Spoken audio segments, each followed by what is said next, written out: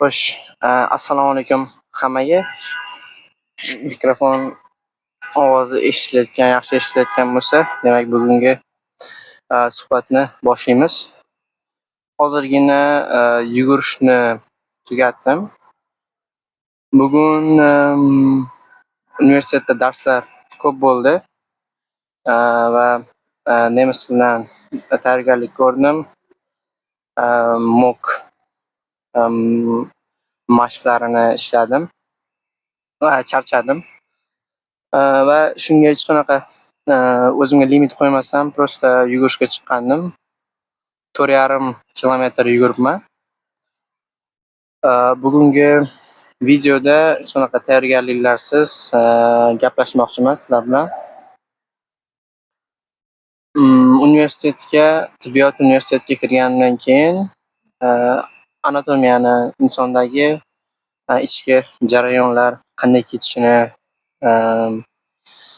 va uni o'sha biomexanizmi, kelib chiqish mexanizmi, ishlash jarayonlarini, ya'ni o'sha organizmdagi jarayonlar qanday ishlaydi, nega, qanday degan savollarga javob topa boshladim o'zim savollarimga.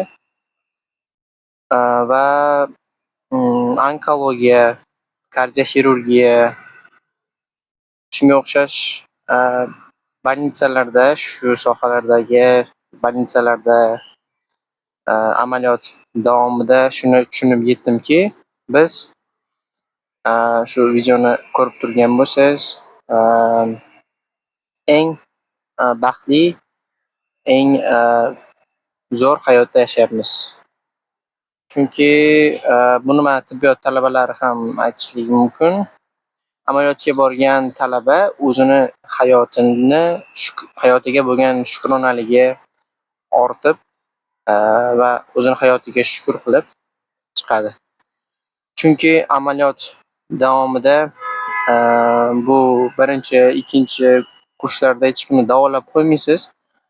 Ular bilan suhbatlashishni, hujjatlar yuritishni o'rganasiz. Umuman suhbatlashgan paytda shuni tushunib yetasiz, ularning dardini eshitasiz. Ularni holatini ko'rib, achinganingizda, ularni fikrlarini eshitganingizda, ular siz bilan suhbatlashishni xohlaydi, o'zini dardini kimdir eshitishligini xohlaydi. Prosta eshitishligini xohlaydi. Jim turib, gapini bo'lmasdan eshitishingizni xohlaydi. Shuning uchun shuni eshitib, ko'rib, shunaqa xulosaga keldimki, biz eng zo'r hayotda yashayapmiz, salomatmiz, sog'-salomatmiz. Hech qanaqa bahona qilishlikka yoki biror narsani harakat qilmaslikka haqqimiz yo'q deb tushunib yetdim. Shu holatlarni ko'zdan kechirgandan keyin. Nimaga bu yoqqa qarayapman? Hozir bu yoqda nimadir militsiyalar yuribdi. Shunga prosta qarayapman. Unaqa qilmanglar. O'ylamanglar fokus yo'qotganimga. Shunaqa. Shuning uchun shukronalikni kuchaytirdim. O'zim hayotimga shukr qilishlikni va uni atrofdagi noligan yoki nimadir muammosi bo'lgan insonlarga aytib tushuntirishni xohladim. Va shularni aytib kelyapman.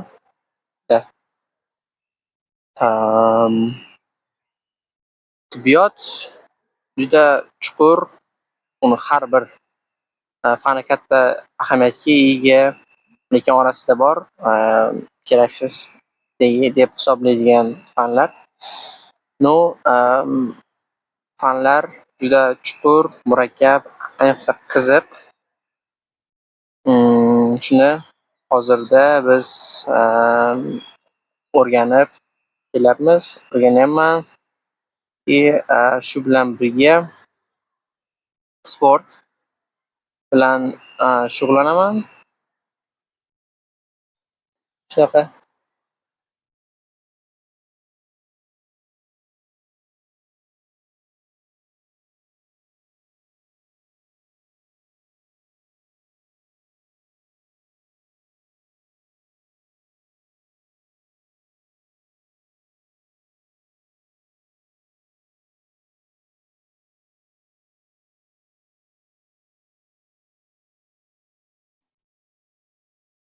shovqinli joylarda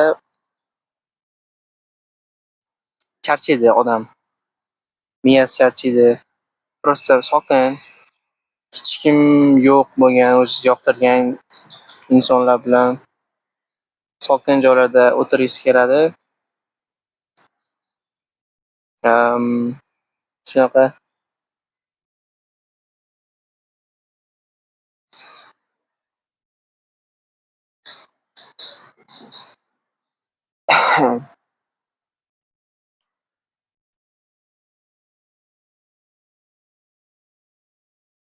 Tibbiyot sohasini o'rganishlikda hozir Germaniya, umuman nemis tili o'rganish juda qo'l kelyapti. Hozir ko'plab tibbiyot talabalari nemis tili o'rganyapti. O'zini kelajakda mutaxassis, kuchli shifokor bo'lishlik uchun va nemis tilini o'rganishyapti. Shu bilan birga men ham o'rganyapman. Hozirda Telegram kanal ham tashkil qilganman. Shunda imtihonga qanday tayyorlanyapman, shu haqida ham yozib, fayllarni jo'natib boryapman. Bemalol xohlasanglar kirib, tibbiyotga o'sha nemis tilini o'rganayotgan bo'lsangiz, bemalol kuzatishingiz mumkin. Nega aynan Germaniya nemis tili? Chunki ular imkoniyat beryapti O'rta Osiyolik, umuman dunyodagi shifokorlarga u yoqda borib mutaxassis bo'lishlikka, chuqurroq bilim olishlikka. Shuning uchun nemis tili. Kimdir nimanidir kutib o'tirishlikka vaqtimiz yo'q. Ya'ni men aytmoqchimanki,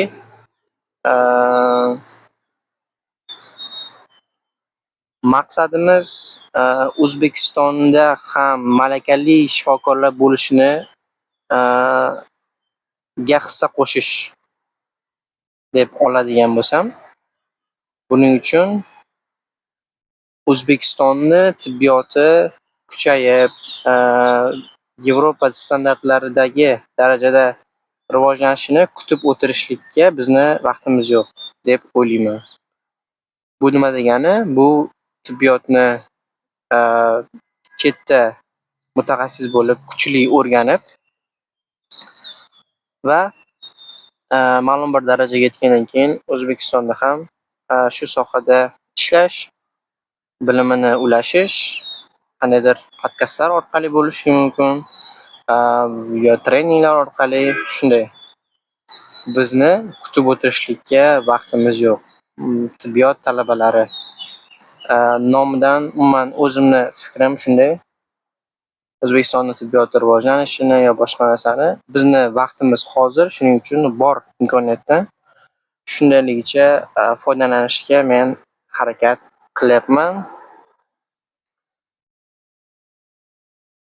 O'qiymiz, nasib qilgan bo'lsa, malakali shifokor bo'lib, o'z ishining ustasi bo'lib, keyinchalik O'zbekistonda ham bilimlarimizni bo'lishish niyatdamiz. Kimdir aytishligi mumkin, chetda o'qib O'zbekistonga hissa qo'shmaydi ekan, O'zbekistonda rivojlantirmaydi ekan degan fikrlar bo'lishi mumkin, lekin men shunday fikrdaman. Bizni kutib o'tirishga vaqtimiz yo'q. Rivojlanish kerak. Bu yoshimiz qaytib kelmaydi. Kuchli mutaxassis bo'lib, keyinchalik O'zbekistonga kerakli mutaxassis, spetsialist bo'lib qaytish niyatidamiz. Tibbiyot talabalari ham menimcha shunday fikrda bo'lsa kerak. Kommentda tibbiyot universiteti talabasi bo'lsangiz O'zbekistonda umuman yozishingiz, o'z fikringizni bildirib qoldirishingiz mumkin. Va bu mavzu bo'yicha ham agar qiziq bo'lsa, video tayyorlayman. Fikrlar bor. Shu kunlarda ko'p nemis tili o'rganish bilan, tibbiyot universiteti bilan ko'p bandman. Shunga video olishlikka, chuqurroq ideya bilan chiqishlikka bu bo'lmayapti. umuman olganda. Chekinish yo'q. Faqat oldinga YouTube yuritish menga juda katta imkoniyat olib kelgan. Agar meni oldindan kuzatib boradigan bo'lsangiz bilasiz, menda juda katta duduqlanish, zaikание bo'lgan. Meni 6-7 sinfligimdan boshlab, lekin mana shu universitetga kirib blog yuritishni boshladim. Blog ya'ni YouTube'da va uyalmasdan o'z fikrimni bildirib, gapirish texnikalari, boshqalarni o'rganib, mana shu YouTube menga juda katta ustunlik berdi. Bemalol fikrni bildira oladigan, ravon gapira oladigan bu qildi. Agar sizda ham shu istoriya bo'layotgan bo'lsa, ya'ni zaykание bo'layotgan bo'lsa, o'ylamang. Men ham shu yo'ldan o'tganman, juda ko'pchilik shu yo'ldan o'tgan. Albatta, yengasiz. Faqatgina siz qilishingiz kerak bo'lgan narsa tavakkal va o'zingizga ishonish. Ishongan holatda men yuritgan yo'l bu blog yuritish. Hammasiga e'tibor bermagan holatda, kimni fikri qanaqa, kim menga nima deb o'ylaydi bu haqida o'ylanmagan holatda, hech kimni fikriga qaramagan holatda prosta men YouTube yurishni boshladim. Birinchi videomni ko'rishinglar mumkin. Fikrimni bildirishda ham, umuman o'zimni tanishtirishda ham juda katta zaikание bo'lgan. Shunday bo'lsa ham video qo'yganman uyalmasdan va davom etib kelyapti. Mana 100-videoga yaqinlashyapti. Endi natijalar bu podpisчиклар yoki ko'ruvlar soni bilan o'lchanmaydi. Meni talqinimda natija bu harakatlar bilan o'lchanadi. Men demak 100 taga yaqin video joyladim. Bu 100 taga yaqin harakat qildim va shu harakatlar natijasida menda o'zgarishlar, rivojlanishlar bo'lib boryapti. Agar meni oldindan kuzatib kelayotgan bo'lsangiz, bilasiz. Shunaqa. Bugun shunchaki fikrlarim bilan bo'lishdim. Hech qanday tayyorgarliksiz, prosta toza havoda, daraxtlar, bu yoqda yashillik. Endi men kvartiraga ketaman. Sog' bo'linglar. Keyingi video kontentlarda ko'rishguncha sog' bo'linglar. Agar sizni yo'nalishingiz ham umuman qiziqishingiz tibbiyotga, shaxsiy rivojlanishga bo'lsa, kanalga obuna bo'lib qo'yganingiz yaxshi, o'zingizga foydali bo'ladi. Sog' bo'linglar. Paka-paka.